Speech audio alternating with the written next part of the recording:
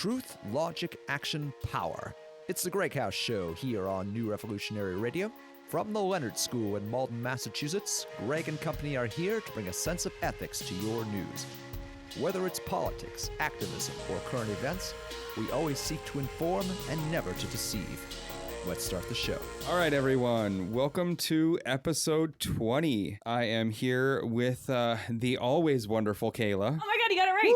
Yay! Yeah! And we've got perennial co-host here, Mac. Mac Daddy! It's the back in Mac! It's Mac to the future! He's the Mac truck coming your way! He's the macaroni! He's doing the macarena! It's the mac and cheese! All right, so now that that's out of the way, we are also joined tonight by supposedly co-host, maybe a little more often going in the future there, Derek. He's like your lazy uncle that you never actually see at family time, but you're told that he exists. He's got a lazy eye. But he like gives you $20 but in he's got a a card. lazy eye, so you don't want to make eye contact too long. Yeah. You know, later on, we're maybe half an hour, 45 minutes away from good old Joe Fionda. Let's not put Showing pressure on him up. showing up on time. I don't know. So I'm You're saying on the it to make clock, sure bro. that he shows. Right now, he's on a train on his way. So you know he's not going to be on time. Yeah, he's Yeah. trying. He's trying, but He's been traveling all day from New York to get here to be on the show. That's how all of our guests come. I always said clients because I've been at work.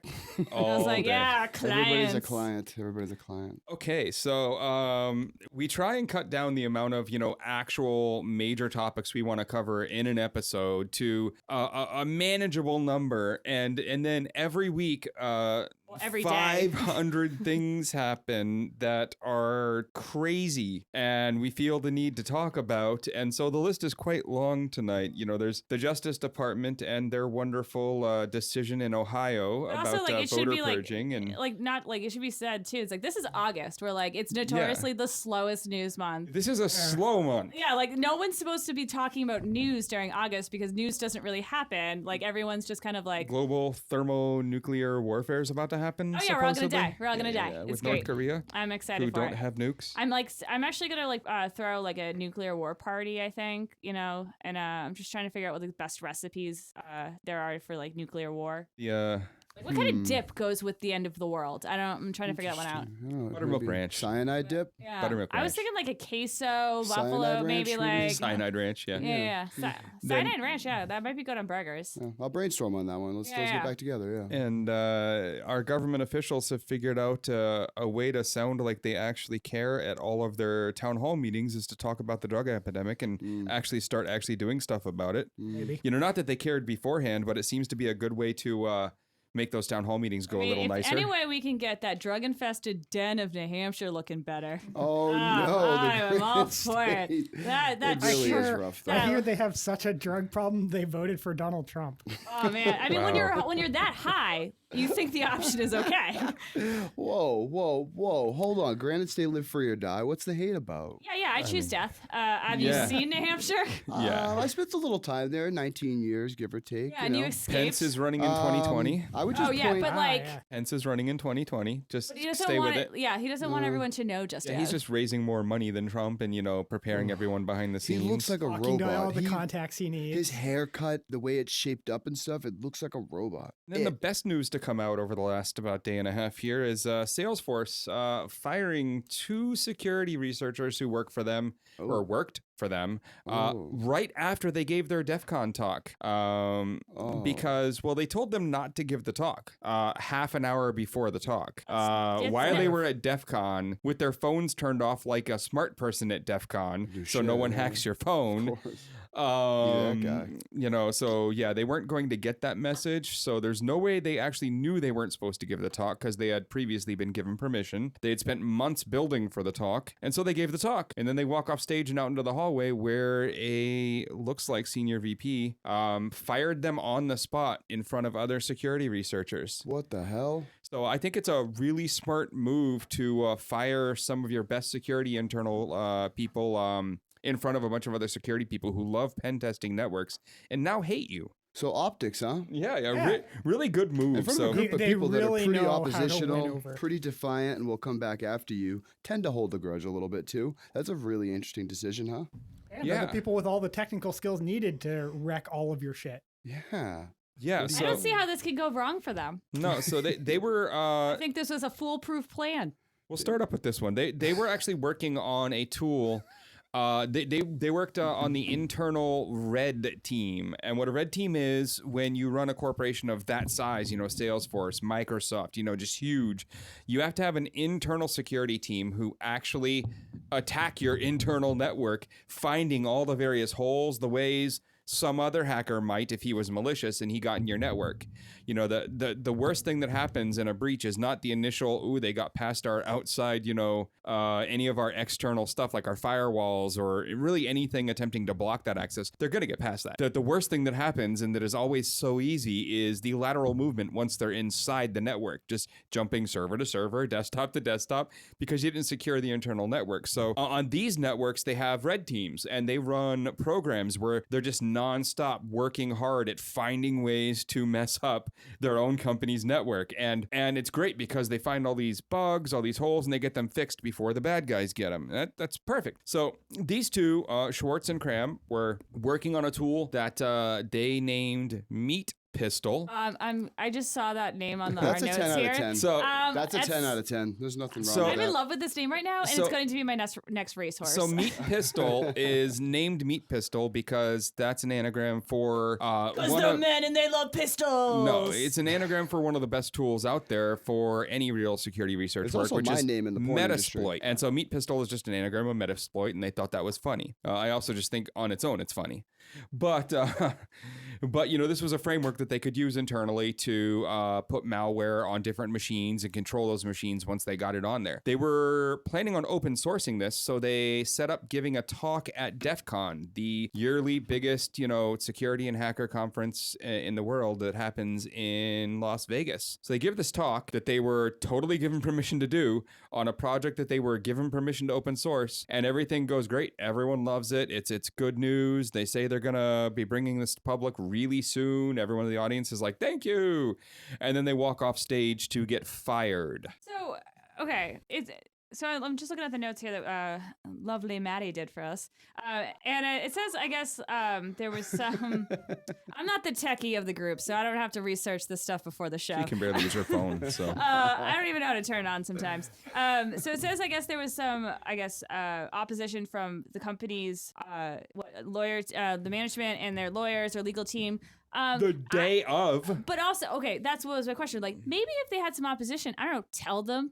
Yeah, Don't so let them fly to Vegas. yeah, they had undo their all luggage. the permission that you could get early on. They went straight to the top and asked for it and got it. So they spent months working on this, on the talk, on the tool, on the fact that it was going to be open source. And really, when you're working on something internally, if your plan is just internal, you might program it a little faster, a little sloppier. The fact that they knew they were open sourcing it means they also put a little extra effort into this code too. So the company had to know that there was going to be more time if they okayed this. Like, the company knew this was happening. And then half an hour before they're supposed to be on stage giving a talk is when they're supposedly told not to give the talk or you're fired. Now, here's the thing about being at DEF CON. If you walk around DEF CON and you go to talks with your personal phone turned on in a way where you're receiving messages and whatnot, well, I wish you good luck, because that's about the dumbest thing you can do. They give talks on hacking your phone at this conference. Even if they weren't even scheduled to give a talk, people that go to these conventions aren't usually looking at their phone. They're kind of busy. They're either busy. You normally leave the phone turned off in your room and buy a burner and give the few people who need to talk to you the number to the burner that you can use while you're there if you're of any intelligence. Yeah, but I mean, these things are usually busy. They're packed. There's a lot of things going on. So it's especially right before a talk. Are you going to hear it half an hour before when you're preparing on stage? Yeah, if you're going to get on stage and give a talk, you're going to be focused. No, you've handed your phone to someone so it doesn't bother you while you're on stage. Yeah, because you're focusing on the talk. And so it's what I don't understand too, it's what do they think is going to happen now? You fired your two top people that now are in charge of your internal infrastructure. Do you not think that they can't just go in and change the code now? So... Because if I was a pissed off fired employee that just did all that, well, that hurts your opportunities for employment in the future. But here's the interesting thing. For one, they've gotten multiple job offers since, because they are the type of talent that already was in demand, and people might have even hired away from Salesforce if they had known they were interested. You don't get top a position and be mediocre. Yeah. No. So they aren't fearing for work, but that day, the EFF represented them. They are represented by the EFF now for this basically unlawful firing. One of them lives in California, where what happened there is not allowed. For one, when you're fired in that type of a position in California, they actually have to pay you anything they owe at the time of firing. So any untaken vacation days, any bonuses that might be owed due to work that would have come out sometime later in the year, they have to add that all up and they have to pay you that. Literally, the check has to be in your hand as they're firing you, or they've done something illegal.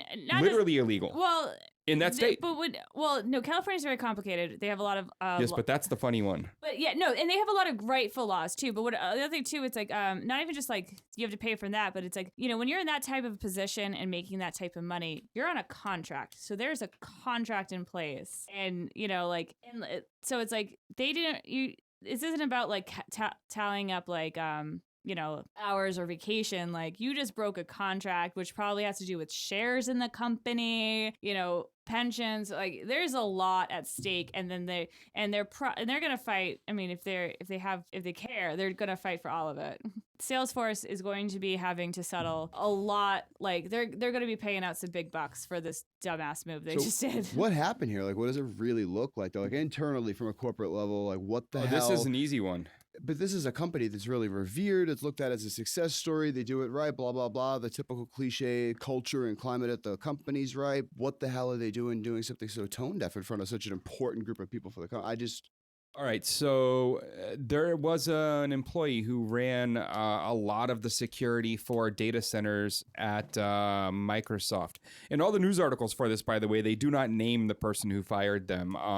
Yeah, because he's probably fearing for his life right now. Well, no, I mean, he's a big-time VP at, you know, a gigantic company. And here's the deal, though. He specifically used to run a similar position, but for data centers and things like that over at Microsoft with a team of people with him. They were all let go, and Microsoft employees responding to this specific event have stated on the site Hacker News, Y Combinator's website there, that they are so happy they no longer work for him, and they are so happy that Microsoft got rid of him, and they don't understand why Salesforce hired him. He is incompetent, and he does not know computer security, and he is exactly the type of person who would make this mistake, and he did. Well, that seems to be the theme of America. Put someone who's completely incompetent in a very powerful position. After he just got fired from somewhere else for that incompetence. Yeah.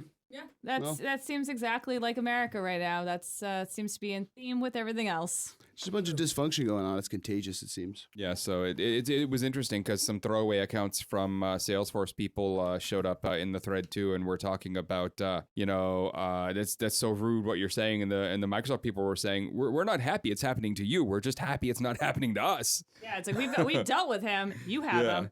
So, well, I mean, you know, I wonder how long he keeps his job. I don't think for very long, because this is definitely the type of thing that, like, you know, this is going to have such an adverse effect to the whole company. Yeah. And I mean, I'm sure whoever the board of directors are, or whatever the major investors are with this company, are going to be like screaming hellfire, like for his removal.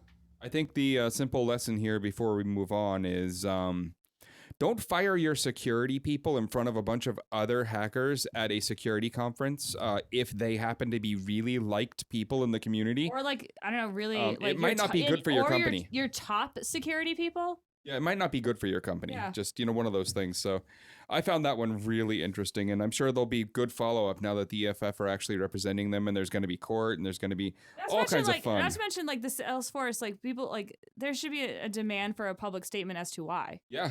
I mean, like, I don't, like, I mean, usually, like, I don't know Salesforce that much because like I said, I'm not the tech person in this room, so I don't know. But I mean, like, when you make such a public firing, you need to tell us why. Like, you need to tell, like, you can't just do such a public move and then not have a public statement following it. All right. So let's move on from that one to, I mean, we're kind of going in reverse order from the notes everyone has in front of them. Yeah, but I like how we took a break from, like, the orange maggot in office. Right. So. Well, let's talk about Pence running for 2020 and how wonderful that is. I mean, like, when you say wonderful, do you mean like a snow apocalypse? Because he is a vile I can explain Man. myself since I know neither of them are listening. Yeah. And his hair reminds me of like the Abominable Snowman from the claymation special. It's wonderful because it's really upsetting Donald Trump. Oh yeah, the statement that Pence's team had to like release, like, and even all the news channels have all said they're like, oh, the statement, Mike Pence wasn't releasing this statement for Trump. You know that this was just for him for Trump. Oh, it's incredibly transparent. Yeah. So That's the only reason it's great. It's simply because it's upsetting the our orange in chief there. Oh yeah, it's like, what do you say? Like it offends my family. Yeah. Like, or it's something like it's Disgraceful disgusting. and offensive to me, my family, and our entire team. Well, no shit. He's a I'm disgraceful so and sorry. offensive to the country. Possibility of you becoming president offends you. I mean, he's not wrong that it is disgraceful. But who the shit says that feelings matter at this point? Like, who gets that kind of job, any kind of leadership position in a friggin', I don't care where you work at McDonald's or a pet store or you run the United States, you don't get to have feelings and then complain out loud about them. Like, and the family members, like his kids, are like, I can't believe this. Like, you really can't though? Really? Like, you haven't been around it long enough? So let's keep jumping around because I definitely want to finish up the Pence one though with just a quick one. Please, people, if you're anywhere near that man, convince him to publicly state that he's running for 2020 because that will be the best thing ever. Not him running and definitely not him winning, but just how mad it will make Trump. Or if anyone can get a snapshot of him in a room with another woman that's not his wife. Preferably with alcohol in the room. And they don't have to alcohol. be drinking. It just has to be just there. like I just have all of those things, like a woman that's not his wife, alcohol, and Pence. If that photo can emerge from out of the White House, you will be That my would be hero. amazing. You will be an American hero. So now let's talk about Mr. Paul Manafort. Ah, yes. You mean Mr. Criminal Paul Manafort? Well, the Ukraine's favorite son. Yes. So Manafort gets a knock Dawn raid and was warned beforehand, it seems. Yeah. Oh yeah, no, they told him that was coming and they got served. So he really didn't man his fort that well. What's the point of a dawn raid if you give warning? The real point of dawn raids is that the person's still asleep, so they don't have time to do anything with evidence. Like, if they get warning, then the evidence might not be there. I don't know that I speak from personal experience there, but I might. I might. I mean, there's a lot of possibilities with this raid, though. I mean, obviously, official policy is you don't warn people before you raid them. So apparently that got leaked, which is, not entirely optimal. But there are some interesting possibilities there, including that, the fact that they knew what they were looking for and were able to get a warrant saying, yeah, so we know he testified just yesterday and he's been handing over all these documents, but we have probable cause that he's been lying, hasn't handed over all the documents, and in fact has some of the ones we want at his house. This house, specifically, right there, right now. That kind of suggests that they have a lot more information than maybe he believed they did, which might mean that they showed up and were like, so we know you had these documents. Where are they? Yeah. And if we don't find these documents, we now have evidence that you destroyed these documents. Nice. I hope that's what happens. I just, everyone involved in this needs some jail time. Let everyone out who's in for pot offenses and put all of Trump's cabinet and transition team in. Just swap them and I'd be a happy person. The fact that it's getting so like, I mean, when the Russian investigation first opened up, I truly thought that we weren't going to really find that, like, nothing that would be like, like this meeting that with a subject line of like Clinton, Russia, I thought like maybe at the end of the day we'd find it like, yeah, Trump's getting foreign money because he has businesses in foreign countries, but I honestly didn't think it was going to be much more than that. But now it's gotten so bizarre and just so outlandish, where it's like we have this email with a subject line, and we have, you know, like there was like 50 Russians and like, you know, a nesting doll in this meeting, and then we've got like documents, and then we've got, you know, money laundering, and we've got two different campaign officials who had a like we're foreign agents, like we're unregistered foreign agents, and a bunch more lied about not having meetings with Russians that they totally did have. Yeah, and it's like we've got perjury, we've got, you know, like not to mention like testimonial perjury, we've got like the perjury in like when they filled out their clearance form. So it's like it's so outlandish now that I'm like, okay, what is the most crazy thing that we can think of that is probably going to end up being true? Like, are we going to find photos on Manafort's computer of him in Ukraine throwing like his like 2016 collusion party, and they all got collusion 2016 glasses, and they're like cheering, you know? Maybe that's what the $12 million that the Russian government paid him while he was in Ukraine working for Viktor Yanukovych and we've got, like, actually like paid what, for, Putin like a coming giant out of gala. like a cake. No, there's the photos of Putin and Trump signing the paperwork for Putin to formally adopt Donald Trump. Like, Nice, I nice. So cute. guarantee you that is probably going to come out of the woodwork. Like, and it probably happened when like Miss Universe or whatever was like in Moscow that year. Nice, like, nice. It's crazy. I can't even like at this point, like literally nothing shocks me when it comes to the Trump like campaign or like the Trump people. Like, I'm like, sure, that makes sense. Whatever it is, sure, they did it. And whatever situation happens, you can just look ahead and be like, well, I'm not 100% sure what's coming next, but I can guarantee it will be the stupidest, pettiest, and most what the fuck is wrong with you possible decision. Oh yeah, absolutely. Like, it's like they're making it like they're becoming worse, like more serious criminals by doing stupider things. Like, it's like the crime like that they are committing is like peanuts compared to like the lengths they're going to cover it up. It's like the cop tried to get you for like littering because he saw it, and then you like flee from the cops and like start a shootout and like rob 3 stores in the process. And then like break windows randomly, like While the cop is chasing you the whole time and then like steal a kid. Like, you just like keep adding to it. for no reason. It's nonstop. With this one specifically, with Manafort, I mean, what they're gonna try and get him for is money laundering. And I'm really hoping they do, because I mean, just, you know, I more don't of think them they have they to can try get that down. hard anymore. I Like, mean, I think they he have He wasn't them. hiding it that well, I'll tell you that. I don't think it'll even just be money laundering. I think they'll full on probably get him with RICO. Probably. Yeah. I mean, the RICO's might kind of be based off easy of money to- laundering, but RICO's kind of easy they will to have bring to court. probably 4 or 5 different RICO charges that they could get him with. I believe it. Please. I believe it. Yeah. So let's move on from good old Manafort there, and actually talk about our other good friend, Oh, which one? We've got so many. Benjamin Netanyahu. Bibi, Bibi. hey, Bibi. Bibi What has is 2 different court cases against him right now, brought just 2?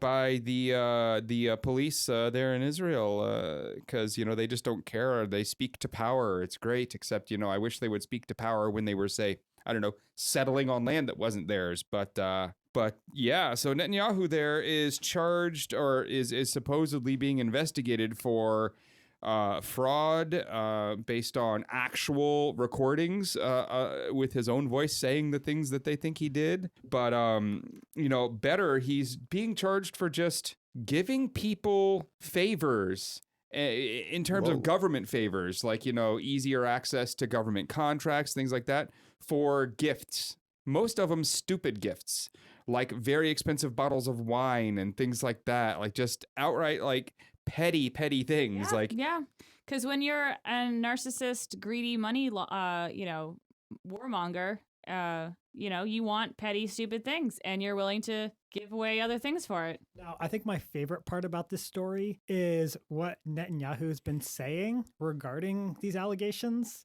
namely that they are, in fact, a quote-unquote obsessive witch hunt, The fake news. coup, and that it's all fake boy. news. Yeah. It I've heard sounds that a somewhere. little familiar. Synchronous So heard that radio. what we're somewhere. gonna find out next is that Netanyahu was part of this Russian collusion conspiracy. Like, they seem to all be taking like they're all borrowing from each other. Like we've got Trump stealing from Putin's like responses. Now we've got Netanyahu taking We'll from find Trump's out tweets. that at the collusion party 2016, that was where the hookers pissed on the bed, and by hookers we actually mean Bibi and a couple of the other Russian puppets. Probably, and that's probably where they probably were playing Cards Against Humanity like at the party, and then like someone came out, like someone draw like the fake news card, and they're like, this would be great, this would be a great thing to use, and it's like that's where it comes from. The thing that, just blows my mind about this is, Israel actually has a history of taking fraud to court and charging people and putting them in prison, no matter how high up the power chain they are. Netanyahu's actual predecessor, the person right before him, served, 16 months in prison for fraud, bribery, obstruction, everything that supposedly Netanyahu did. Like it's mind-blowing that you didn't see this coming, Netanyahu. Right? Never mind the fact that they demonstrated a willingness to prosecute, but literally doing the same crimes that your predecessor the got talent busted to over. actually pull off the investigation too. And specifically, recent past, someone at your exact level doing these exact things. It's crazy. I hope they take him down. I think he's gonna serve jail time, just like likely. Olmert. I mean, Just granted, like I would like Olmert. him to get do time for like other serious crimes that he's committed, but like if that's crimes against humanity. yeah, like actual crimes. But I mean, if this is what it takes to put someone behind bars that rightfully deserves to be behind bars, then so be it.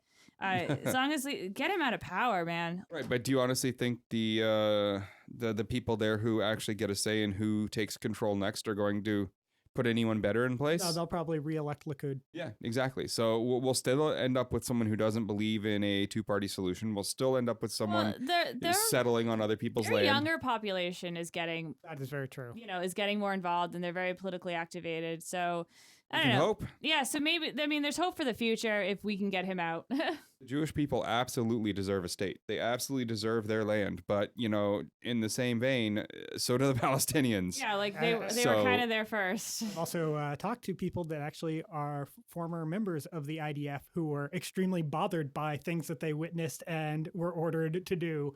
They didn't do anything like really horrible themselves, but like the general treatment of the Palestinians and what the standing orders for how they should treat them, they were horrified by. Yeah, I think there's a Vice episode recently I watched, and they talked about like their security, cybersecurity in the world. And there's one guy that they interviewed who said that like he had to quit because they were ordered to just like follow just random Palestinian civilians just around. Like they would get them, like they'd be able to follow their every move. And he was like, there's no reason for that. Like they're going to the store. They bought milk, or it's like they just bought groceries. Like why am I being told to follow people around? Like this is like way beyond, because this is something I don't want to be part of, and like people have quit over that. So there we go. So let's hope he goes to jail for the things that he has done and for the things that they aren't even charging him for, because he deserves it for many reasons. Yeah, and let's hope this is like a new pattern with like really terrible like people in power. Well, with Israel, it's just an ongoing pattern. Yeah, it's but, just, like, maybe, Maybe it can expand. Yeah, like let's expand to the other like countries and nations, like America. Start taking some of those guys out. So now we're at this interesting point in history where everyone in DC is hated way more than ever, it seems, and they're grasping at what can we do that will make our constituents at home in the town halls happy. And it looks like they've decided that actually trying to solve the drug problem, or at least acting like they're trying to solve the drug problem, being very vocal about how they are going to do something, is maybe that thing. And but they couldn't be bothered by listening to their constituents. Not good for them. Right? No. Well, they were all loud. I mean, like they yelled, and our sensitive rude. ears, they hurt feelings. They did. And no matter what the Republicans told them, it just wasn't good enough. All they wanted was to yell at the Republicans about how they were going to kill them or something, because something about how healthcare was going to result in them dying, and that counts as killing them. And they said something like, "Don't take my healthcare away." Like I don't know what that means. So like they obviously don't know what it means. Yeah, the government gives me my my healthcare. I don't know what you're talking Yeah, about. like I don't mean this like what this take. I don't know what this take is. I'm just voting to get rid of it. So Besides, if you don't have like health insurance, like just you cash out some of your stock, pay for your health care that way. Yeah, like why don't you just like borrow from your 401k? seriously. Why don't or remortgage your second house because like you don't need to have two all the time. Right. Yeah. And if you do that, instead of paying the tax penalties on early withdrawing from 401k, you get to just use your assets as your collateral for your loan. It's so much better, favorable. Right. I mean, you could take your one yacht out of the water. Like, you don't need to have it docked all year round. You know what I mean? Like, these constituents, they're just so needy. Lazy. Ugh. And they're full of drugs. They've got all these opioids. Well, I mean, it is kind of a big problem. Kind of needs to be attacked. Kind of needs to be solved. The Congress is now listening to them. Well, that's thanks to a certain New Jersey governor hanging out at a beach house, having some meetings for the last few months as the White House lead on this wonderful problem. And Chris Christie's commission recommended not only that they actually do something about it and stop trying to pull funding, but that it was so bad that we needed a national state of emergency to solve this. And he, of course, used the wonderful rhetoric of we are having a 9/11 scale event every 3 weeks. And, usually that's, kind of like God winning there. But it's one of those cases. I mean, it's the idea. It's of a saying, valid point. Yeah, like people often misuse comparisons to 9/11, but it often makes sense to talk about these issues that are systemic that we're ignoring. Perspective. Yeah, to give people perspective, and this is certainly an apt use of that. Like everyone talks about how awful 9/11 was, and of course it was, but literally every 3 weeks that many Americans are dying from drug overdoses. That is kind of a serious issue. So now Trump has listened to the commission and heard all of the things they had to say, and did not actually declare an official state of emergency on the national level via either mechanism he has to use, which are the Public Health Service Act or the Stafford Act. So there was an article. Then today things changed a little. But there was an article on Vox this morning that was basically, does that mean? And the answer was nothing. Yes. So it's like, okay, yeah, it is a crisis, and it is something we should all be alarmed about on a national level. But it's like declaring a state of emergency, like, okay, you're it doesn't actually specifically do anything. Yeah. And well, isn't that how they get the FEMA trucks to show up in your town? No, Yeah. so that's true. I mean, like, only if you're not Will they show black. up filled with opioids?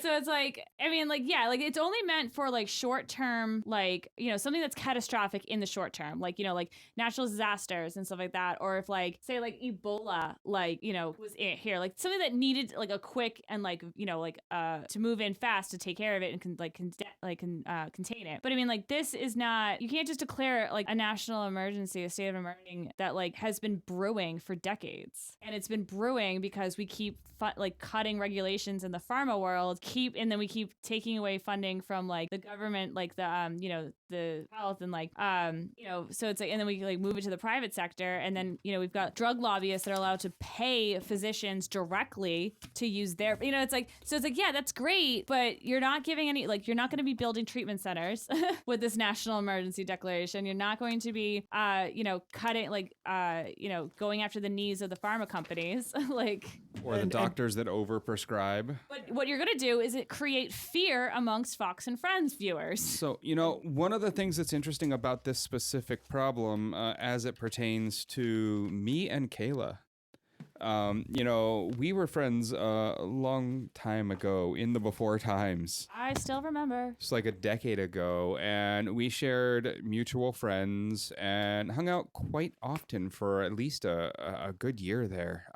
Mostly you showing up at the parties at my house and getting way too drunk, and because that's my skill. That is her talent. And then you kind of just being the sober guy, yeah, and then walking into something stupid and going, "What is going on here?" Pretty much all night long. And we had a mutual friend, and this friend, kind of was one of the few people from that crowd that I actually kept in contact with over the years. And She dated your roommate. Dated my roommate for a little while there, and that kept us in contact. And then when that ended, she kind of moved around a little, did a few other things, and ended up actually, getting hooked on heroin. Well, she had been struggling for a long time. She had been struggling on and off. Yeah, no, well, she was very good at She was very good at faking the off. Yeah. Yeah. You know, 'Cause I believed it every now she's and my she was my absolute best friend, so I know her. But yeah, like she was the type of person that, you know, struggled, and it was a struggle. There was no real facility, like there was no place to like that ever, because every time she went into a rehab or a detox or any type of treatment, either a 72-hour detox and then they cut you loose, or sometimes if you're lucky you can get into a 30 potential, but then they cut you loose. Yeah, Like they don't wait until, you know, the right time for you. It's just here's the exact set amount of time and you're done. And half the time to get into the detoxes that puts you in a 30-day, you need to be actively intoxicated. Yeah, you can't just walk in and say, I'm about to lapse again. Can you please help me? Yeah, or like you have to walk in with the yeah. needle hanging out of your arm. Yeah, or be be drunk, like with the exception of like 12-step programs, there's often very little outside support structure that you can just show up to get help. Yeah, and like day programs too is controversial. Not controversial, but I mean they don't work for everybody. So it's like, you know, this is a complex issue that needs complex support, complex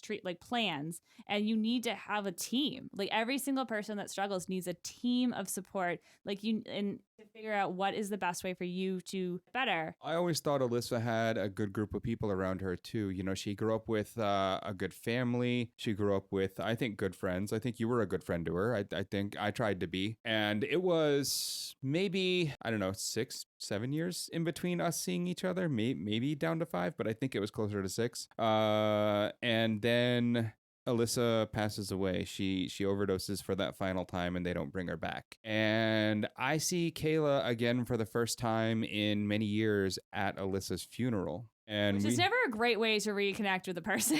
We started talking a little about everything, and, you know, in the end, you know, kind of rekindled the friendship and ended up here where she's now my co-host and we're all besties. But for a long time there, we weren't together, and it took actually one of these events to bring us back together. And I gotta say, you know, I wish that wasn't how we got back together, but I wish more that I could say that wasn't common for me. You know, the amount of friends I've lost to this, and then people I've just sort of re-met at funerals that we now talk, basically based on that really horrifying event, and also like is disturbing. I mean, like with the amount like that I've lost 5 in the last year. Yeah, I lost 2 within. What's frustrating too is like, you know, it's hard pressed nowadays to meet a person that's not directly affected from the crisis, like from this opioid, and you know, and if people who have dealt with it or know someone who's been dealing with it, or struggling with it, or is recovering, like it is a very complicated and mentally taxing struggle for everybody involved. You know, strange enough, I mean, in that same vein, I sort of connected with our engineer, Robert, the same way. I mean, it wasn't at the funeral itself, but, you know, we talked a little online about, you know, me going on a few other podcasts that he really liked and whatnot, but we were both very much mutual friends, good friends of Alyssa's. And we talked a lot about, you know, how bad that was, you know, standard stuff about our feelings, everything else at the time. And that really helped bring us close enough together that he started coming in here, and he's now our engineer. So, I mean, it's still just to this day, I'm lucky enough not to be one of those people that, you know, I don't look at Kayla and see Alyssa's death, you know, every time I look at Kayla. I don't have that problem.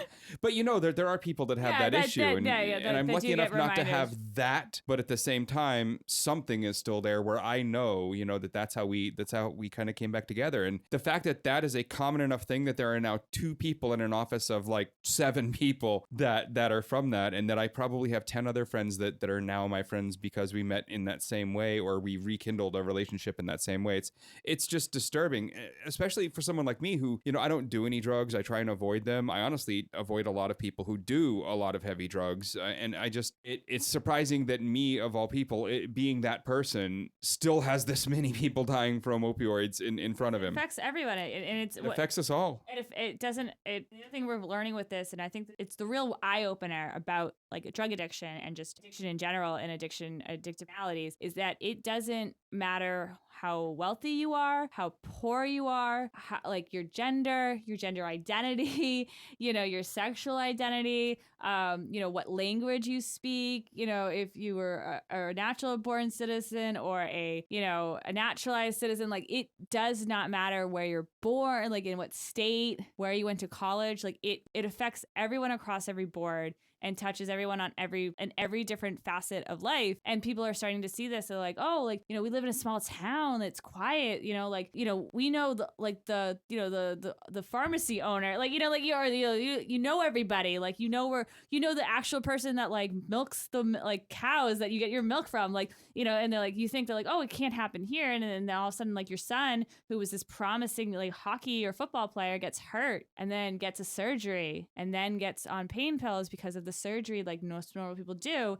And then all of a sudden, they're continuing to take the pain pills, and then the pain pills when the pain is gone, and then and they don't think it's gone because they've convinced themselves, and the pain pills aren't enough, and then they're expensive, and then they run out of their prescription, and then they go to the street. Or sometimes you get some sort of injury that doesn't properly heal, and you continue to be in pain, and they put you on long-term use to manage the pain, even knowing the likelihood that it will get you addicted. Yeah, they don't seem to care. One of the interesting things was while I was in prison, actually, I had not a cellmate. He was in the cell next to me, but we got to hang out in general a little.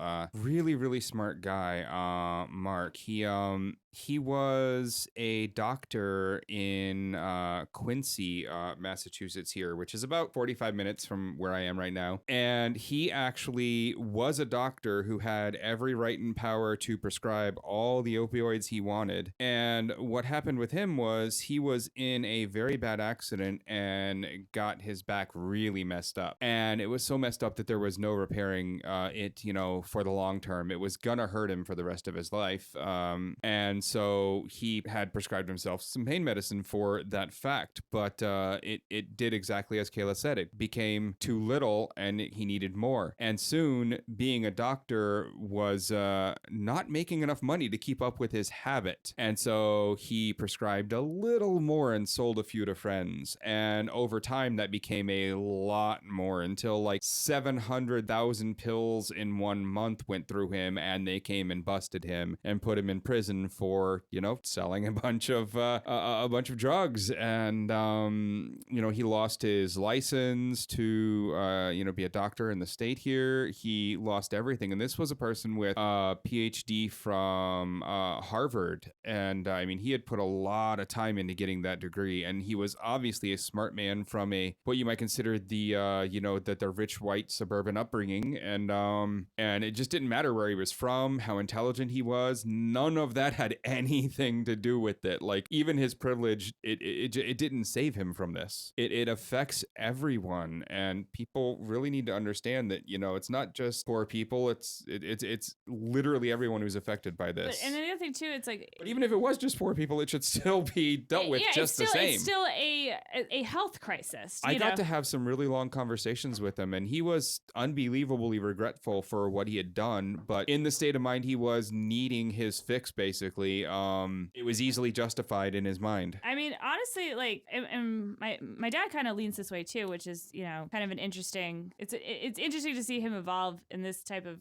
line of thinking. Is, he truly thinks that we need to start moving in the direction that which Denmark moved into, which they basically decriminalized all drugs, and they have it set up where what we call methadone clinics here. That's how they treat the addicted. They have, like, you can go under a doctor, like, and supervision. I know Portugal did. Portugal and Denmark. I believe it's Denmark, and they even said with Portugal, like, the moment since they've decriminalized and they've had these, like, basically these clinics where they can supervise addicts, and then you go to these clinics to get your fix. They haven't had a single overdose. They've also they had a pretty serious heroin problem at the time that they started decriminalizing drugs, and their heroin problem actually went away. There are still people on it, but the people who are going to a clinic getting just the right amount of clean stuff made by the state. Yeah, and the purpose is to decrease the amount each time. Yeah. So and they're on programs that help them get away from it. Or even people that are just regular users and are still technically obtaining it illegally but possessing possessing and using it legally and often in monitored environments, they're not having they're not having overdoses. They're better managing it, and The fewer information overall and- people are using The it. information so. and the understanding of how to do it, I'll say correctly and safer, is very well known and widespread there at this point. Harm reduction strategies have been known for several decades now to Yeah, be and now far the more entire effective. public there knows them. I mean, here in our office, we actually have a Narcan shot sitting in the closet just in case. You know, who knows who walks through that door and might fall on the ground a minute later. I mean, it's And pretty common. we I think show you it can to- buy it at CVS now. Yeah, we just have one sitting here just in case, and they're unbelievably easy to use. You take the cap off, you stick it up someone's nose, and you push the thing twice, and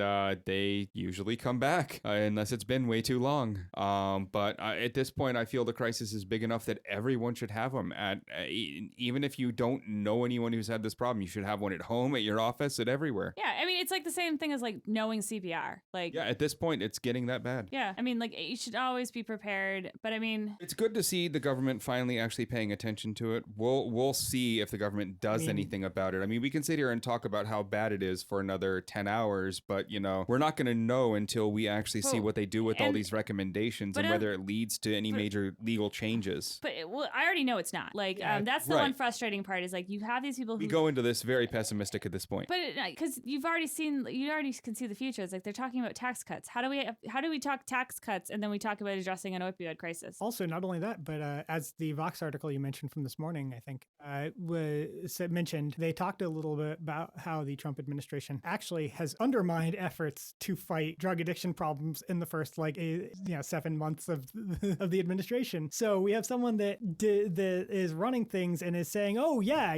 we're just going to declare a national emergency and take care of it." But everything he's done up till now has actually made the problem worse, He he tried- hasn't said anything that actually makes that would actually address the problem. He tried to cut the Office of National Drug Control Policy's budget by 95% in May and only stopped when enough people on both sides of the aisle yelled and screamed about it. There was only one bill that I think it was West Virginia Senator, forget his name. It's not Capito, obviously. She's the other one. He had proposed a bill that they tried to use as bait to get him to get Capito, and it basically the bill says they were going to tax for every opioid pill manufactured. They were going to tax the manufacturer, a penny per pill in order to help pay for treatment. And I think, I mean, that would be the first step. If the Trump administration, I know that they don't care because they're just that's just what the state of the Republican Party is. It's all talk. You know, if anyone was serious and in these states, because every state pretty much is affected, about trying to do one thing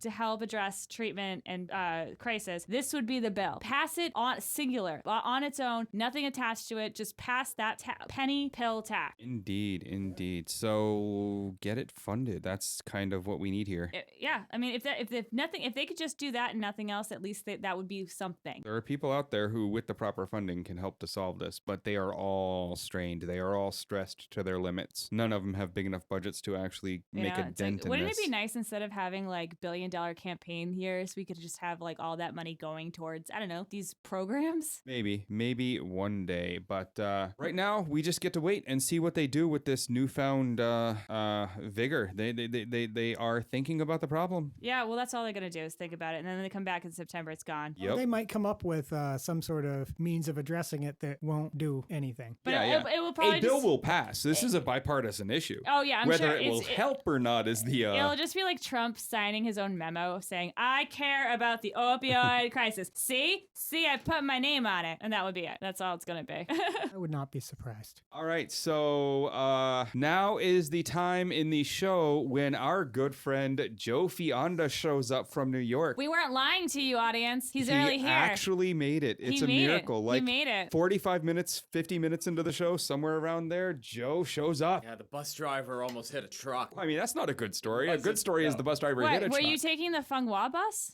No, I was taking the mega bus. You want to like talk into the microphone. Feng Hua? Feng Hua, yeah. Yeah, you've got like a 60-degree Hua kind of bus. angle here, I will Joe. But he was Never also take like a Feng Hua 45 bus. feet from the mic. yeah, he was standing like, in the other room, I think. They would pick up everything. So we've already talked about a bunch of fun subjects, but I figured you made it just in time to talk about Well, just to summarize what we had Dun, talked dun, about, we're all dun. gonna die. North Korea.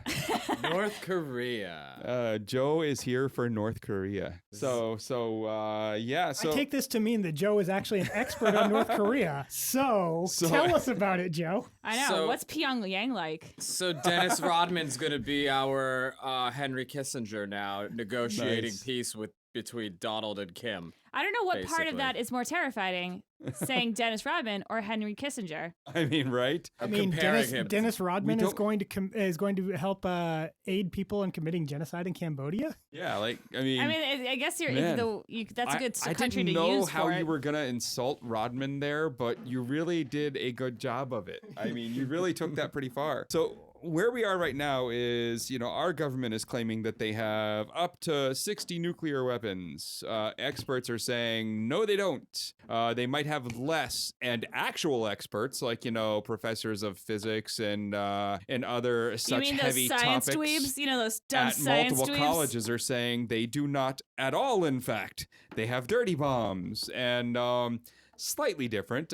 So it's somewhere in between. There is the truth, and either way, any of those things is bad. But now they have ICBMs capable of probably reaching America. Well, there you go. Are they going to fire them? Do they understand this? What I find most interesting about these talks about North Korea is that everyone, specifically on the left of the political spectrum, seems to take the science expert at their word about how far these missiles can launch and reach.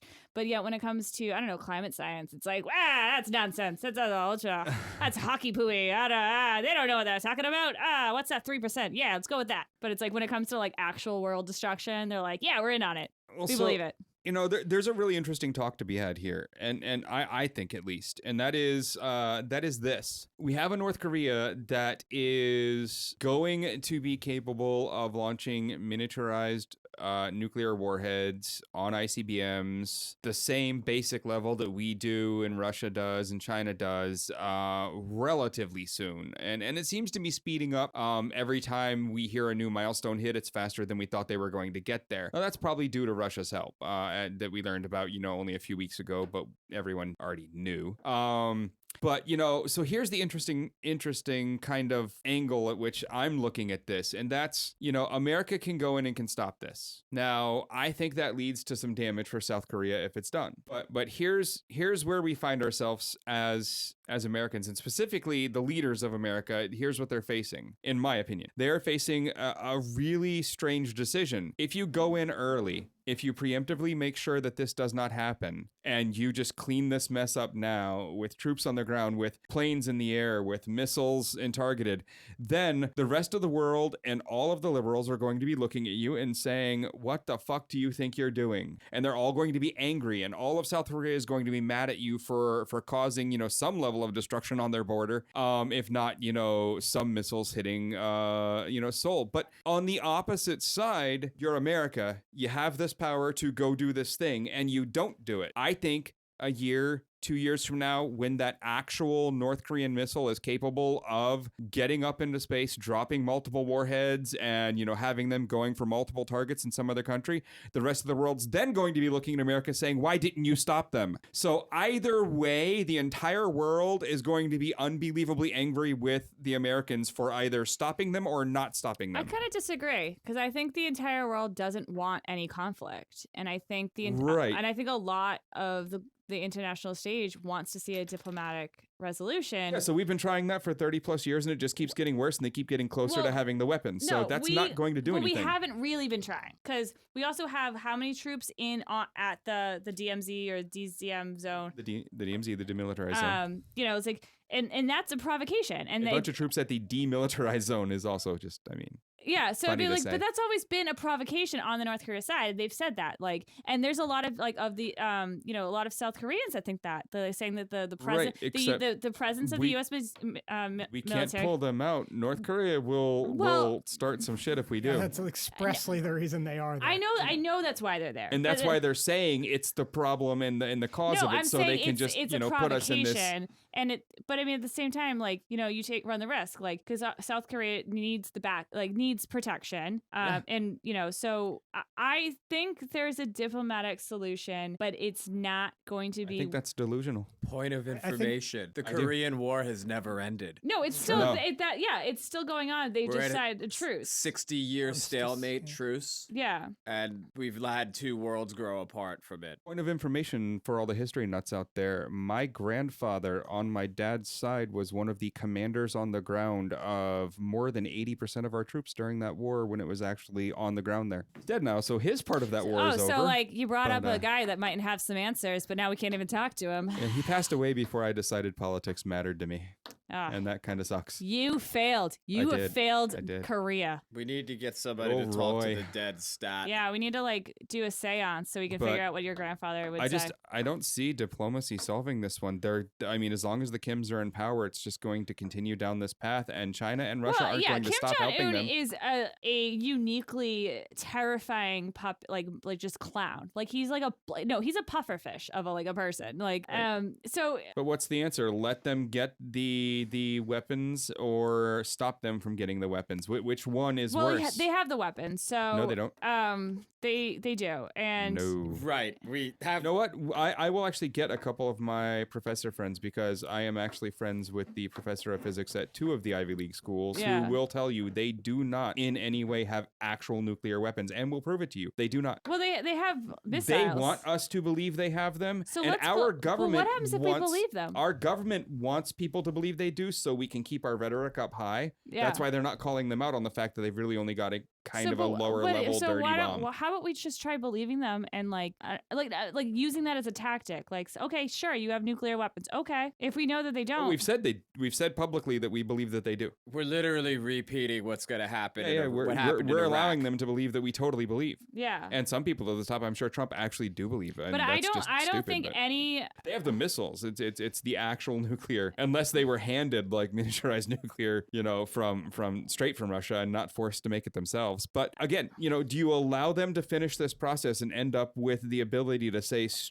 drop 12 nukes at once on the U.S. if they fire the missile, or do you stop them from getting to that point? Which one is worse? Because one of the two outcomes happens. I think military force will be the worst option. Right, but I'm just saying I want to hear which one you think is worse, because one of them is going to happen. I think military force. Not is that the they worst. will actually launch it, but that they will get to that power. I mean, we have experience dealing with hostile nuclear powers. Admittedly, the Kim family is a little on the unhinged side, but I still don't see them being particularly likely to just outright go for the suicide option, which means that it gives us a little bit of maneuvering room. It's not a whole lot, but I think that it would be possible to honestly address the situation by focusing a little bit more soft power on splitting up China and North Korea, so that China's interest isn't in keeping North Korea just stable enough that they don't have millions of refugees pouring across their border. So China did not veto the new sanctions, which is true. Which just feels like an utter miracle that they didn't. Neither did So- Russia. They didn't veto Yeah. it. It was 15-0, right? Yeah. So is that a step in the right direction, or were the sanctions not going to do anything?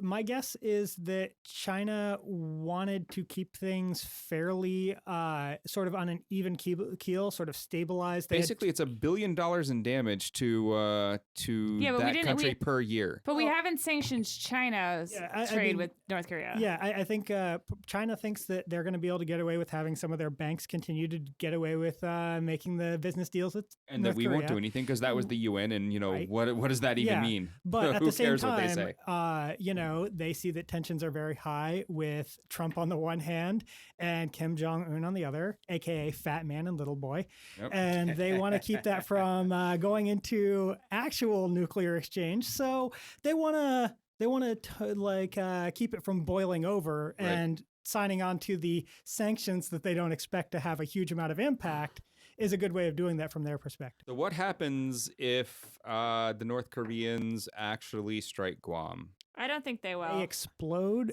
immediately. Yeah, I think that's. I think They literally get leveled. yeah, Yeah, but like, I think but nukes. I good- think North nukes is what Korea, happens. yeah, but like North Korea is also like kind of like they've not been a striker. They've been waiting to be. We've got other weapons that aren't Yeah. nukes at this point that are pretty damn good. Oh, We absolutely. dropped one. Yeah, No, it's not in that Syria like there. nukes are the only option there. It's just that I think that the response there will be nuclear if it happens. Yeah, well, we've got Trump in power, I think, I and mean, okay, yeah, McMaster but- and Kelly. I think the three of them will think yes. nuke. I But just I- I really hope they change the new codes. I They honestly, gotta change them from all zeros, man. I Yeah. hope they updated that. Trump already changed it. It's two, now one. 3, Yes. 4, 5. No, I really hope they change like Mike Pence gets to pick the new code because Mike Pence would just like change. No, it would be like his wife's name backwards. right. And like Trump will never figure that one out because 'Cause- she's not like a 10. She wears the pants in that Yeah. relationship is where you were going there. Yeah. So I don't know. I don't see them striking Guam. I see this as just more posturing. But if they did, I got to agree. If they struck Guam, I think Pyongyang is leveled. Well, I mean, I don't even think that matters what U.S. administration. Like any administration in the last 50 years would have had that same response. I also think it's important to note that like Guam's like not like they're chilling. They're not worried at all. Like right, like everyone if like they have like all these reporters in Guam. They've talked to like the governor or whatever of Guam, and they're like, It's not and happening. they're like We're I cool. don't know why you guys are freaking out. Like it's just another day. Like okay, Yeah. cool. Well- Like North Korea said something. Great. Okay. Here's another thing. I think Kim's just straight chilling too. I think he's doing this and trying to ratchet up with Trump because he knows that Trump is a friggin' That nutcase. I was saying that and to that Zach he's gonna- earlier. Yeah. He wants to provoke a response from Trump. So that he's will- a troll that found someone that's not running away but is responding. Yeah. I That's playing the game. I don't think he's quite exactly a troll. It's more of well, like, he's the size of one. yeah, but I mean, it's like two frat boys getting in a bro off. They're getting in each other's face. They respond the same way to each other. They have the same that same sort of Kayla's favorite kind of people. personality and way that they respond to situations. And so they just kind of both escalate at each other. Well, that was kind of W's whole thing, but I mean, like Kim and Donald are two megalomaniac characters who both lead nations who did get there, fairly in either case. Kim is the third Kim, and he's the third Kim. The thing about North Korea and their society is that their eternal state is ruled by a Kim. So if they go for another 1,000 years, you'll have another 20 Kims, 30 Kims, or whatever. That's the idea. It's kind of the cult of personality there. You have the sort of same one in Syria with the Assad family, but I don't think he wants to go anywhere. I think he's gonna go. He wants to try to troll Trump into doing something really stupid, like attacking first, so that he can say, "See, look, the Americans did it again. They attacked the country first, I and we definitely didn't think, actually yeah. have anything." Yeah, I definitely think that's what he's trying to do because it's like the fact that they always keep saying that they're stepping up, they're testing, they keep ratcheting up. Yeah, and they're announcing it, they're announcing it with this grandiose behavior, we're gonna strike Guam by the 15th. And here's the other thing too. Donnie could be like, "Okay, fire the nukes," and then Pence will be right there, and they're gonna be like, "It's no. time to go with the 25th Amendment. We're not You're doing this. fired." They're like, we didn't want to do this to you just yet, Don, but you gave you're us no fired. choice. Perhaps there's a secret, classified unspoken rule that if they go for the nukes, you're done. Yeah, I mean, we can hope, but I mean, the only problem with that hope is that then Pence is president. Well, no, we just hope that the world ends before then. I mean, I'm hoping for that at least, because I'm not living in Pence world. But I keep my stuff there. In the world? Yeah, I mean, you can just get new stuff in the afterworld. So basically, all we're going to know is either they launch or they don't, and then we launch or we don't, and we're watching and having fun watching, I guess. And by having fun, I mean I really would prefer there not to be nuclear war in my lifetime. I'm still trying to put together the Throwing that out perfect there. nuclear war recipe. What's a great course meal? What do you like? No, it's like mutually assured mashed potatoes is like the best thing ever. Yeah, like radioactive cauliflower dip. I don't know, Right. you know what I mean? I'm really gonna work on it. I'm gonna get to a cookbook going. It's gonna be great. Atomic fried wings. chicken. Atomic wings, yes. I accidentally ate one of those last week, and it ruined the next 24 hours for me. Just one wing ruined it. Wow. So now let's move on to the Justice Department and its wonderful full update on I thought we were moving on from North Korea. Ohio. So the Justice Department has sided with the state of Ohio and is allowing them to purge voters from the voter rolls for not answering election mail and not voting in recent elections. So if a voter has not cast a ballot in 2 years, the state is going to send them a notice in the mail. If they do not respond, and they do not vote in the next 4 years, then the person gets removed from the voter roll. And so what this is going to do is it's going to affect a lot of people who just don't, who move around a lot, Sucks if you're in jail. who aren't, how to put this, stable enough really to do that. All the rich people this is going to be fine. They have someone like going to the mailbox to get their mail for them and, dealing with this shit. But this is really going to disproportionately affect the poor again. Well, I mean, but also at the same time, like, I think something to focus in on is like, why are people not voting? The time they're either so caught up in their own personal affairs. Well, yeah, no, but or this is a don't have the question we need time to start vote, asking. or- Like, like we need to make voting an important duty. Like, we need to start campaigning on that message of like voting is like you should be like consider it a duty, like something you like should want to do. I was going to draw a comparison to jury duty, but I realized the flaw before I said it. Oh yeah, like everyone hates jury duty. I was actually listening to another podcast the other day, Nerdist, with Chris Hardwick there, and he had Will Ferrell on, and they were talking about voting actually for some strange reason with those two. And Will actually has, with his wonderful family, a summer place in Stockholm. And so he's talking about being in Stockholm, and one of the people there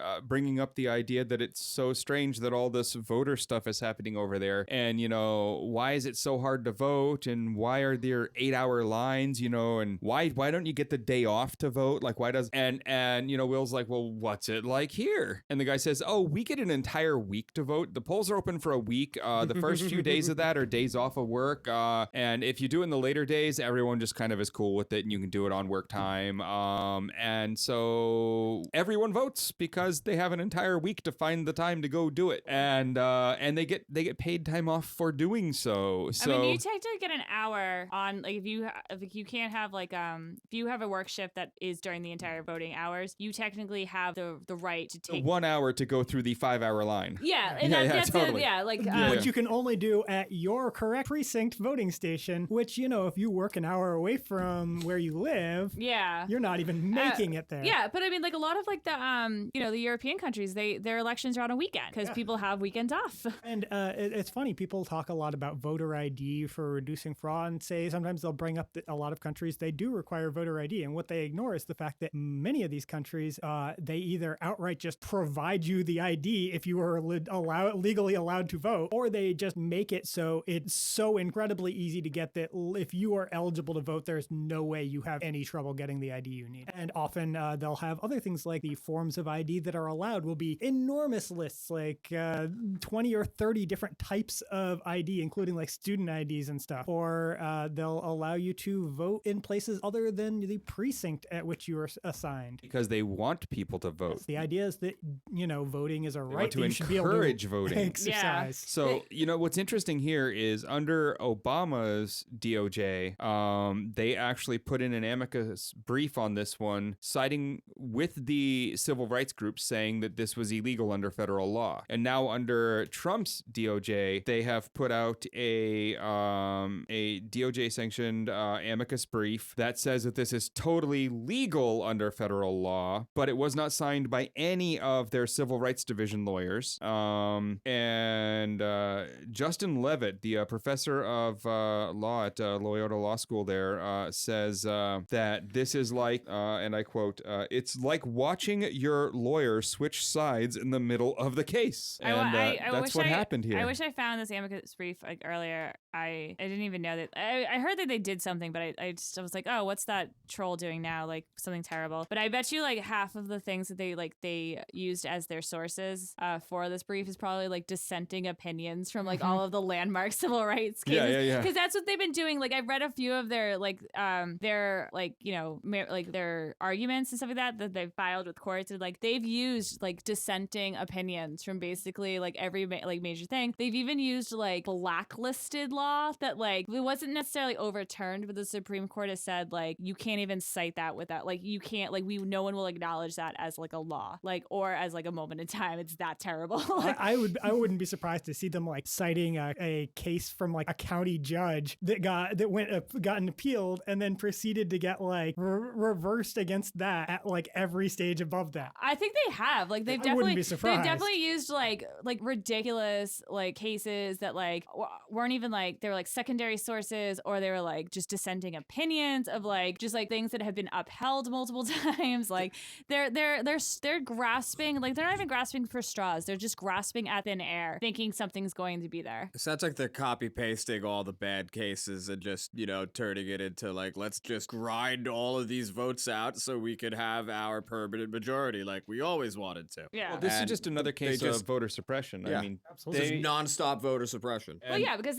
in that ALEC like convention, like what is it like back in like the 90s or something like that, when that guy was like, we don't want more people to vote, we want less people to vote. It's better for us. well, yeah, the Republicans win in down elections. When less people vote, the Republicans win, and Why do so you think they're they had doing. to go through all that gerrymandering to make They're sure that doing they like? whatever it takes, which is horrible. If you can only win by rigging the system, then you didn't win, and I hope you don't survive. Yeah, but I mean, like, if your, 3 to 5 not million only illegals your didn't re-elections vote, then and, like you can. Yeah, as far as I'm concerned, someone who is actively seeking to undermine the will of the people by infringing upon their ability to participate in the democratic process that decides how our government is run is at best fundamentally anti-American and arguably getting close to treason outright. Well, there are a bunch of civil rights groups fighting this in Ohio right now. That's, of course, why there was amicus briefs being filed. You can look it up online, but the ACLU and a bunch of other civil rights groups are there trying to stop this from happening. Well, And this isn't like new. Like they have. we'll definitely find out They soon. definitely pulled their support from like a few different things. They pulled their support for the transgender, bathroom, like the student protections. They pulled their support on Title IX on college campuses for sexual assault cases. They flip sides on voting rights. Like this, now they're looking into discrimination against white people because apparently, they haven't had it easy enough in the country all these years. So they're just gonna keep like going on this path because that's what Jeff Sessions is. He's a little racist elf that was too racist to be a federal judge in the 80s. Like you don't get more liberal in your white age. No, you don't. But I totally forgot about meeting with Ambassador Kislyak like 3 or 4 or however many times it was. Well, I certainly haven't met with no Russians, and I was a surrogate for the campaign, and I've never met Kislyak. I wouldn't even know his first name. I never met that two-chin guy. What are you talking about? I mean, okay, maybe I was at an event that I hosted and I invited him personally. Mr. Sessions, we asked you what you had for breakfast. There was one. Oh my There gosh, was- Molly. Oh, sometimes I was just one- get so heated on my oatmeal. There was one particular thing Sessions said when he was testifying before the Senate, or was it the House, that really just like blew my mind. And they were sitting there, and they were like, so there was this report in October that went out to the Homeland Security committees about how Russia was interfering with the election and that they were trying to hack voting machines. They were trying to hack voting rolls. They were trying to interfere with fake news and all this. And I forgot who asked him that. Like, did you read the report? And meanwhile, Mr. Sessions is on this committee, which gets this classified report, and he responds like, well, no, I didn't. Like, you didn't even read this report? Like, you're seriously sitting here and trying to tell us and the entire country that you were completely derelict in your duty. You didn't even think to be curious enough to read this report saying Russians are trying to hack the election, other people trying to hack the election. No, I didn't care. Yeah. Oh, yeah. I didn't care. That's I like didn't care. when Kamala Harris was like, because he kept saying like, oh, it is long-standing protocol in the DOJ and it's protocol, and Kamala Harris is like, okay, what's that protocol you keep citing? I don't know what off the top of my head. He goes, but you've brought it up 3 different times. Oh, well, now I'm getting intimidated over here. I don't know what you're saying. I don't understand the question. Oh, That is the Attorney General of the United States, folks, right there. he's a little Keebler elf making those racist, delicious cookies. Why are they so delicious? He's Dopey the dwarf. But I liked So Dopey. Joe. We are about an hour and a half into the episode now, somewhere around there. Got any topics you want to talk about? We are through with ours. We're done. We're done. How about gold farming? I mean, yes. So we talked about this a few months ago. Is that in how one you of the grow your early gold? episodes. Yeah. And it's one of those funny things where in World of Warcraft, one of the objectives is to collect a bunch of gold so you can upgrade your characters, so you can do all kinds of fun things. And what happened was it became an industry where WoW Gold actually had a more real value, and people were buying it for real cash. And you could give gold in game between characters. So people would actually set up gold farms where they'd set up like 50 computers, get a bunch of immigrants in a room and pay them almost nothing. And they would sit there all day earning gold, transfer it all up to the big main account, who would then sell it and transfer it to other users. So Steve Bannon, advisor to our president, he actually ran a gold farming company.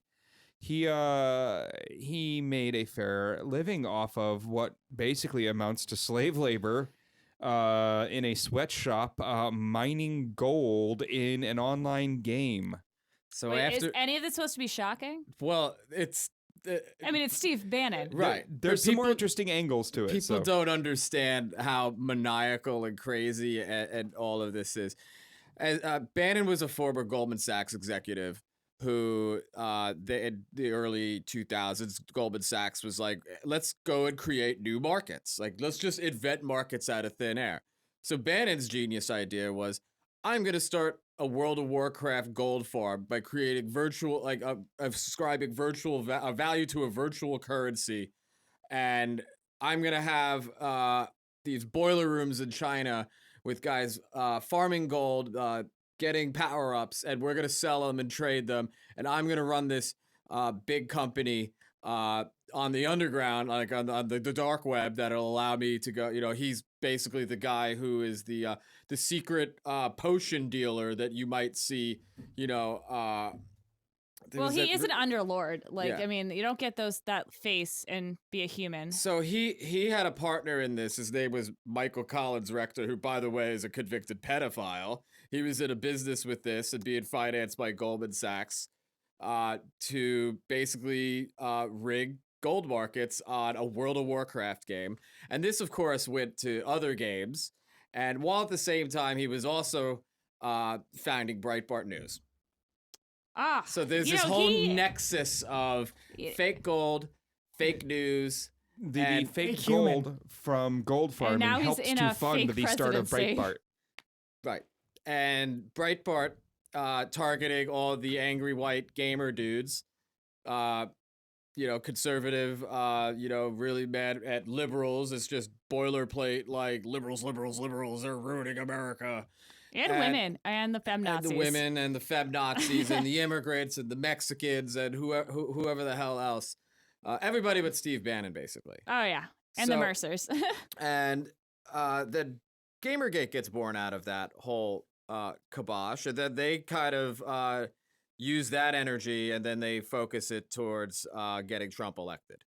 That's kind of like where the power transfer has gone from the last decade. And it started with World of Warcraft gold farming, and it Bannon, here's a dude that it's like, no fucking way that guy's gonna end up, sorry if I can't say that, no way that dude could get an election rigged, but you know what, the guy did it. The guy created fake troll armies. He got them from wherever in the world, and there are these bots, these fake accounts that just go on and on and on. They take stock photos of random people. Like, don't ever do stock photo shoots because you're going to find yourself promoting Donald Trump or some other jerkwad candidate. Not to mention you only get paid once and your photo gets used forever. You sign away your rights to your likeness for all eternity. Yeah. and you're screwed for And- $100. Oh yeah, and you're gonna be you're gonna be on like that scam like gold for cash like ad on Breitbart. Right, but then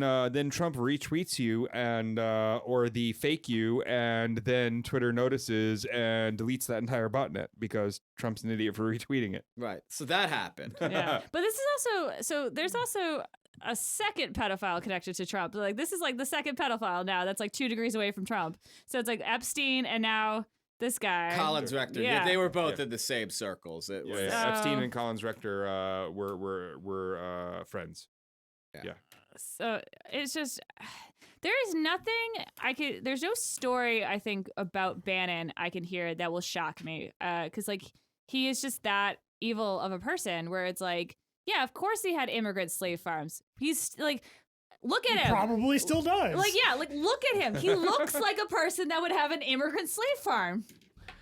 I got 200 mean- Chinese working for me in Shenzhen. They're farming all the gold, and it's just easy money. Actually, I was thinking more that he's kind of like the alcoholic, homeless successor to Leonardo DiCaprio's character in Django Unchained. Oh god. Oh god. That's gonna be a sequel now. Wow. So that's gold farming. That's Bannon gold farming for Goldman Sachs to raise enough money for himself to help start Breitbart News with good old Andrew Breitbart there, who is no longer with us. Thank you. Behave yourself. And it's crazy. It's really that person is now in the White House. It blows my mind. And he's not even like the oldie crazy person. It's like I mean He's not the craziest one there. Yeah, either. it's like him, Steve Miller, Seb Gorka. Like, I don't understand. I like- heard Seb Gorka talk for the first time the other day. And did you want to like punch your TV? Well, more than just punch my TV. He just talked with such a I sound really regal and really expertisey and blah blah blah and what's Oklahoma City? What's this Sikh temple thing? Like all he could ram about or go on about is like how Muslims are like exclusively the people who commit terrorist Oh, acts. yeah. What do you expect And- from someone with a fake PhD? Yeah. And like also part of a Nazi like group. It always blows my mind to remember that we have Steve Bannon and Stephen Miller in the White House, and they're not the biggest Nazis there. Yeah, like No, and like that's and Gorka Gorka. like Yeah, and Gorka like outright. proudly wears his like Nazi memorabilia pin. Like it's in I don't understand. I don't understand. How did he pass a background check? Background check. Yeah, Or he's an not even- SF-86. who does, like who how does the those hell? anymore? And no one's I even mean, we do know that he lied when he immigrated to the U.S. because Yeah, if he's he not had even a acknowledged citizen. if he He's- had acknowledged that he was a member of Vitesse Rind, he wouldn't be eligible to immigrate to the United States. So let's go get Gorka deported. Yeah, like I Let's don't do even like it. Yeah, he like, should have his citizenship Let's do stripped it. and have him like deported. does he even have his I citizenship? think he's a full U.S. citizen now. Yeah, I wasn't sure about that. he shouldn't have been allowed to immigrate to get his citizenship in the first Well, place. we should take a bit from Milo's little thing where he was teaching all the kids how to call up ICE. Call up ICE 1866 what DHS2 ICE and ask him about Seb Gorka. I'm gonna Good tweet that number there out. seems to be a little discrepancy in his history. They may want to check on that. I want to get that. We need to get that like that little blip recorded and just start playing that commercial everywhere. Just set like buy airspace on all of the local radio stations. Be like, just play this on the hour every hour. Remember to donate to our Patreon so we can afford to do that. Yes. All right. So that was a lot, and we didn't even get to everything. I mean, it's mind blowing how much is going on You right know what now. else is mind blowing? Nuclear war that's about to happen. Well, let's hope it. Let's hope we come up with that diplomatic solution that you believe exists. It's gonna be my diplomatic dip. Yeah, you just have to send some cases of Hennessy. What is it, Hennessy or Cavassier? I think it's Hennessy. Just send a couple of I'll truckloads. send both. I'll just Yeah, like just, listen. you know. I'm not, Be sure. Yeah, I'm not even gonna take the Yeah. rest. I'll send both. All right, everyone. That is episode 20. We're gonna stop rambling on here and call it. Thanks for listening. All right, bye. Peace. The GreggHoush Show was created by GreggHoush, executive produced by co-host Eric Galrez, and co-hosted by Kayla Avery. Other contributors include producer and writer Anna Jeffrey, co-host producer David McGuffin, and writer-engineer Robert Tortora. Theme music for this show was produced and recorded by Geneva de Colbert. Our interns include co-host Casey McLaughlin, writer-engineer Alec Greeny, writer Maddie Cicero, and associate producer, writer, and announcer William Kennedy. You're listening to New Revolutionary Radio, your call to action. Thank you for listening. Follow us on Facebook and Twitter at GreggHoush Show and on Instagram at GreggHoush. If you like what you've heard and want to be a part of it, check out patreon.com/GreggHoush Show. In exchange for funding our programming, you gain access to exclusive content such as uncut editions of our podcast. We have new episodes every Thursday night. We hope you listen in.